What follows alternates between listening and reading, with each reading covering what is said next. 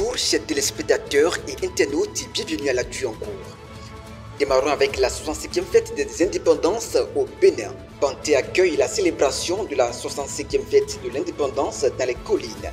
À l'occasion du 65e anniversaire de l'indépendance du Bénin, la ville de Banté a été désignée pour abriter les festivités officielles dans le département des collines.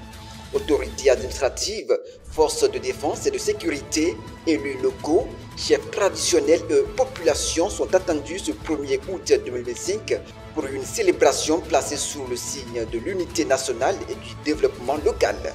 Toujours relatif à la 65e fête des indépendances, Adam Chabi Bouko appelle à l'unité nationale, à la vigilance citoyenne.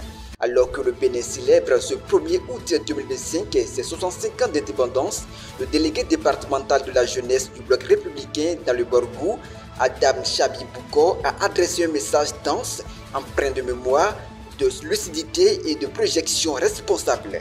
Dans un contexte national traversé par des mutations profondes, économiques, sociales et politiques, le délégué invite à la cohésion nationale, à l'engagement civique et à une participation plus consciente de la jeunesse à l'édification de la nation.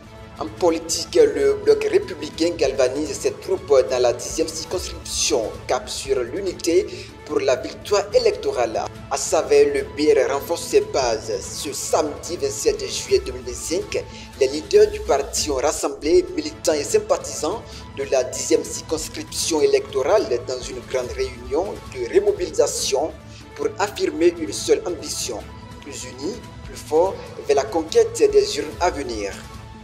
En justice, cette fois-ci, tribunal de Calabi, une affaire de tontine conduit les promoteurs en prison. Le promoteur d'une tontine décède alors qu'il détenait une partie des sous cotisés par les membres.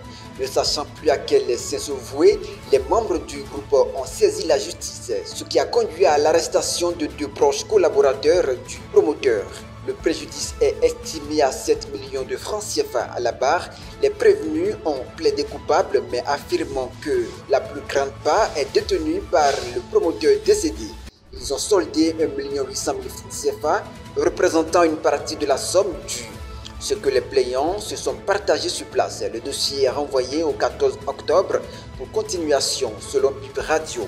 Et pour boucler la culture, un nouveau dossier de loi visant à faciliter la restitution des biens culturels acquis illicitement durant la colonisation a été présenté le mercredi 30 juillet 2025 au Conseil des ministres à Paris par la ministre de la Culture, Rachida Dati. Selon le potentiel, le texte va autoriser des restitutions par décret sans nécessiter l'aval systématique du Parlement. Alors que les engagements pris par Emmanuel Macron en 2017 à Ouagadougou et les recommandements du rapport Savoie-Sarr en 2018 peinent à se concrétiser, ce projet de loi entend répondre aux lenteurs observées. Il vise à établir un cadre clair et permanent permettant à l'État français de restituer des œuvres spoliées entre 1815 et 1975 lorsque leur acquisition est jugée illicite. Ainsi prend fin ce tour d'informations que nous vous remercions d'avoir suivi. Au revoir.